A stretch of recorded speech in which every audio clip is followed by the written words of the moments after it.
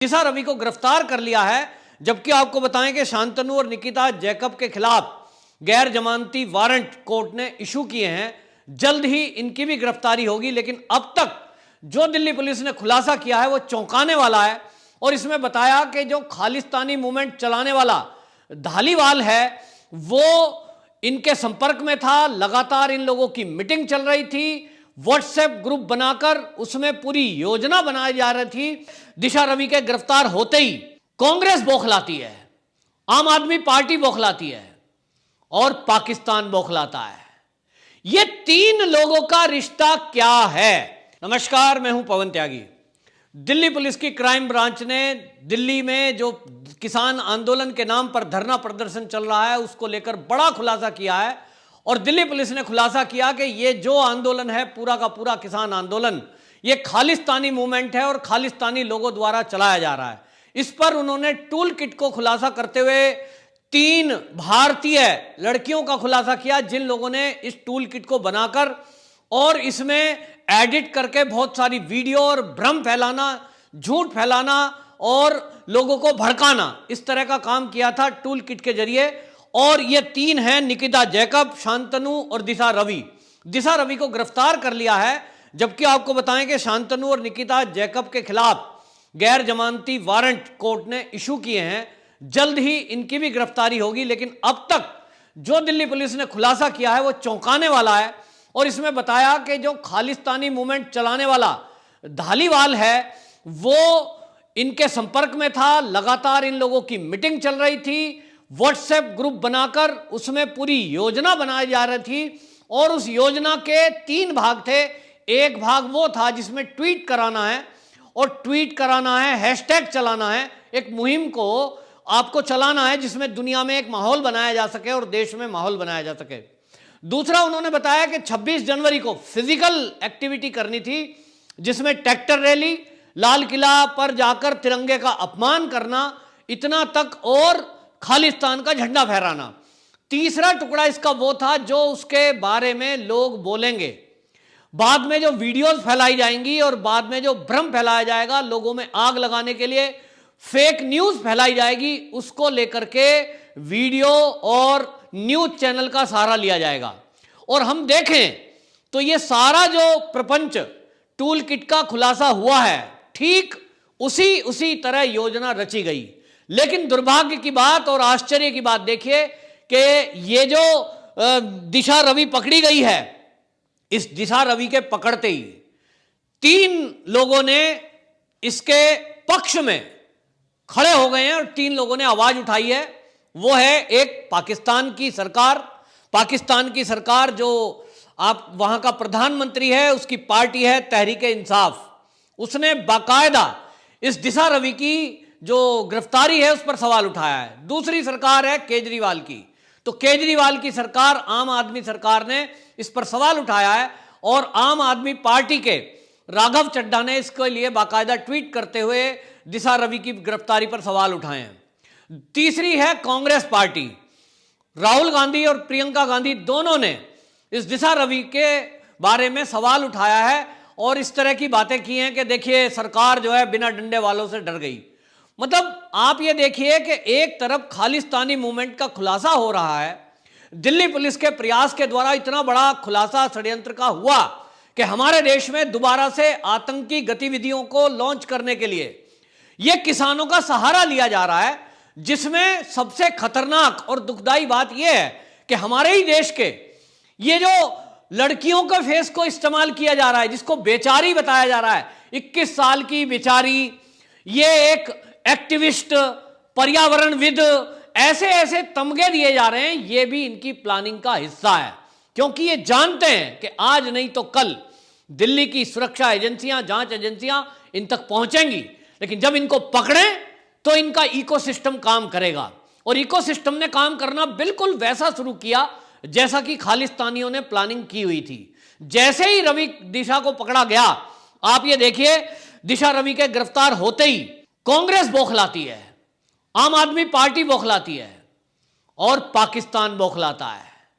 ये तीन लोगों का रिश्ता क्या है? पाकिस्तान की बौखलाहट समझ में आती है क्योंकि वो भारत में आतंकवादी गतिविधि चालू कराना चाहता है, इस बार सिखों के जरिए, किसानों के जरिए और भारत में बैठे हुए एक्टिविस्टों के जरिए। लेकिन जो आम आदमी पार्टी है, इसको क्यों बौखलाहट हुई? जो कांग्रेस है, उसके पेट में दर्द क्यों हुआ? ये इस दिशा रवि की गिरफ्तारी के बाद इनको क्या प्रॉब्लम है? दिल्ली की पुलिस जांच कर रही है और उस जांच में जो तथ्य प्रस्तुत हुए हैं उसको कोर्ट के सामने सबमिट किया है और कोर्ट ने यह देखा है और उस गंभीरता को समझा है कि यह पूरा का पूरा जो आंदोलन है यह खालिस्तानी मूवमेंट से जुड़ा हुआ है और खालिस्तानी मूवमेंट हमारे देश में बैन है। उसको आतंकी संगठन घोषित करके उसको बैन किया गया। लेकिन आज जो लोग उसके ग्रुप में जुड़कर खालिस्तानी मूवमेंट को चलाना चाहते हैं, वो भी कहीं ना कहीं देश विरोधी गतिविधियों में लिप्त होकर देशद्रोही कहलाएंगे। लेकिन क्या ये कांग्रेस, आम आदमी पार्टी ये जवाब देगी कि आप देशद्रोहियों के साथ ही क्यों खड़े होते हो? आपने एक शब्द नहीं बोला कि जब दिल्ली पुलिस के जो सिपाही थे, जो ऑफिसर थे, वो घायल हुए, उसके बारे में ट्वीट करते। आपने एक शब्द नहीं बोला तो ये कहते कि खालिस्तानी मूवमेंट गलत है और आतंकवाद इस देश में बर्दाश्त नहीं होगा। अच्छा होता कि कांग्रेस और आम आदमी पार्टी खालिस्तान मुर्दाबाद बोलती। किसान आंदोलन, किसान अगर सच्चे दिल से कर रहा है उसके ऊपर कोई सवाल नहीं उठाएगा। लेकिन जैसे माननीय नरेंद्र मोदी जी ने खोला कि कुछ आंदोलन जीवी हैं जो आंदोलन में हमेशा खड़े होकर और उसको हाईजैक करके अपने तरीके से चलाते हैं, ठीक इसी तरह किसान आंदोलन मूवमेंट, मैं नहीं कहता कि किसी को बिल में दिक्कत है या बिल में ऐसा है या वैसा है, वो बाद की बात है। हालांकि यह बात अब सिद्ध हो चुकी है कि कृषि बिल में कोई भी ऐसी बात नहीं है जिससे किसानों का अहित होता हो। फर्जी एक आंदोलन खड़ा किया गया और इस फर्जी आंदोलन खड़ा करने के पीछे केवल और केवल खालिस्तानियों का मकसद यह है कि इस देश में किसानों के नाम पर लोगों को भड़काकर दोबारा से इस देश में आतंक की फसल को बोया जा सके। जी हां, किसानों के नाम पर किसानों से अब गन्ना और गेहूं की फसल के अलावा यह आतंक की फसल को बोने की साजिश चल रही है, जिसमें कांग्रेस लगातार आग में घी डालने का काम कर रही है। कांग्रेस लगातार महापंचायतें कर रही है। उसकी योजना है कि पूरे देश में दंगे होंगे, शहर शहर जाएगा आंदोलन। यह राहुल गांधी बोल चुका है। तो यह अब कांग्रेस का काम है कि वो महापंचायतों के जरिए किसानों में फिर से भ्रम पैदा कर रही है और हमेशा झूठ बोलकर उन लोगों को भड़काने की कोशिश में है।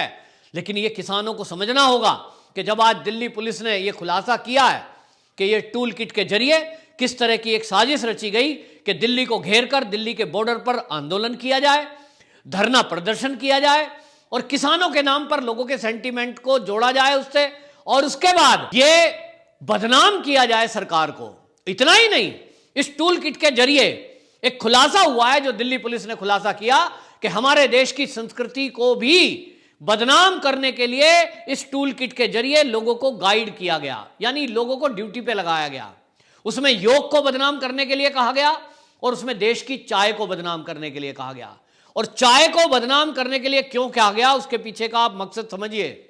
आपको याद होगा शर्जील इमाम जो सीए के विरोध के समय में निकलकर सामने आया था, आज वो जेल में है। उसने क्या योजना बनाई थी? आसाम को इस देश से अलग करने की, काटने की। क्यों? क्योंकि आसाम से आगे बॉर्डर लगता है चीन का और चीन चाहता है कि वो क्षेत्र में आतंकवाद फैले जिससे उसको हमारे देश में एंट्री करने में आसानी हो। और इसलिए इन लोगों ने एक प्लानिंग करी कि वो जो आसाम में का क्षेत्र है जिसमें चाय के बागान हैं उसको बदनाम कर दो और उस इंडस्ट्री को वहां से ठप करा दो। और अगर आसाम के एरिया में चाय बागान खत्म हो गए, पश्चिम बंगाल में जो थोड़ा बहुत जुड़ा हुआ दार्जिलिंग का एरिया है वहां चाय के बागान खत्म हो गए तो बेरोजगारी होगी। और जब बेरोजगारी होगी तो सरकार के विरुद्ध भड़का कर लोगों को हथियार थमाना यह फिर से आसान होगा, क्योंकि बोडो आंदोलन वहीं पे चला और उस आंदोलन को दोबारा से हवा देने के लिए, आतंकी गतिविधियों को दोबारा से चलाने के लिए यह प्लानिंग की गई कि भारत की चाय को बदनाम करें।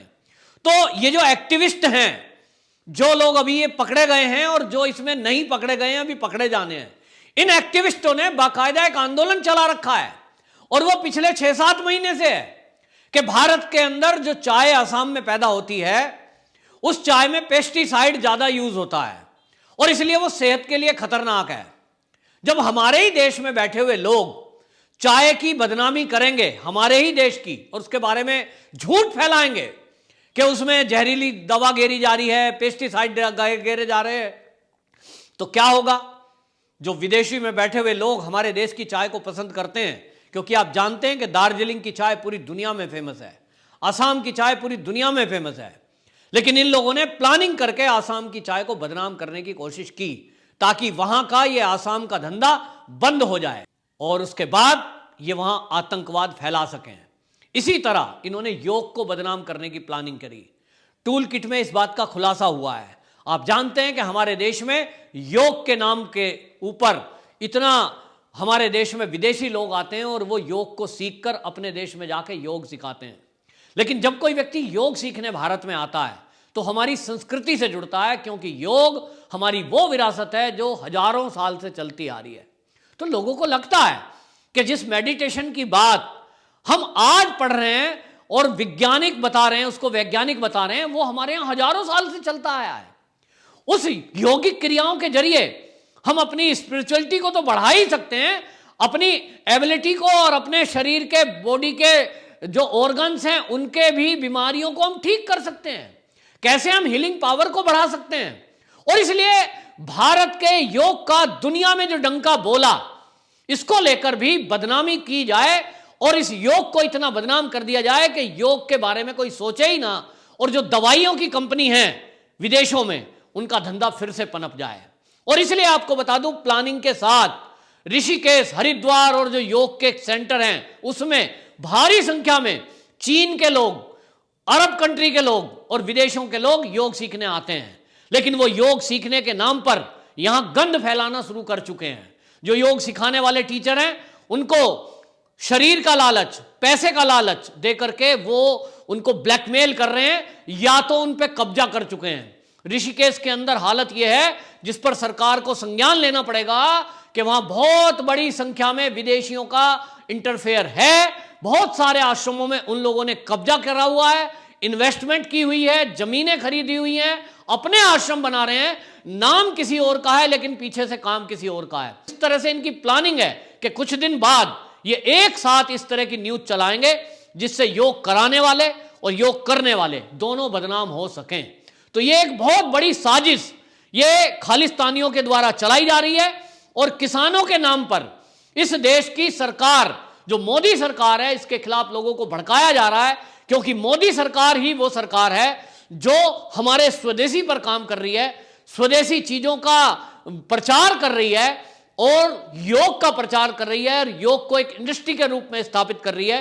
वहीं आपको बताएं कि मोदी सरकार की जो योजना है कि अगले सत्र से योग को सभी कैटेगरी को स्कूलों में और कॉलेज स्तर पर भी पढ़ाया जाएगा, उसको पाठ्यक्रम में शामिल करने की योजना है और प्रोफेशनली उसको इस तरह से डेवलप किया जा रहा है जिससे कि हमारे यहां बड़े बड़े अस्पताल, योग के सेंटर खोले जा सकें। उसके लिए सरकार की मदद देने की तैयारी है ताकि हमारा देश आत्मनिर्भर बन सके और हम दवाइयों पर निर्भर ना हो। हम जो विदेशों से दवाइयां आती हैं, जो स्टंट आते हैं हार्ट में डलने वाले, वो सब हमें जरूरत ही ना पड़े, क्योंकि हम जब स्वस्थ रहेंगे। और इसलिए ये सारी षड्यंत्र करने में जो लोग शामिल हैं वो देशद्रोही हैं और इन देशद्रोहियों का साथ कांग्रेस, आम आदमी पार्टी, कम्युनिस्ट और ये लिबरल्स दे रहे हैं।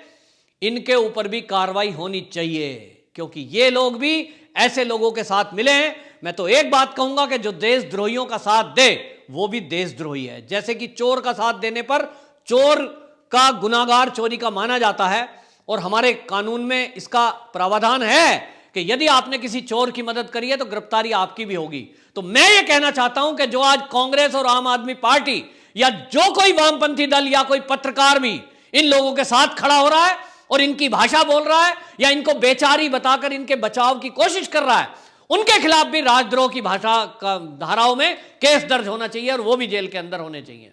वंदे मातरम।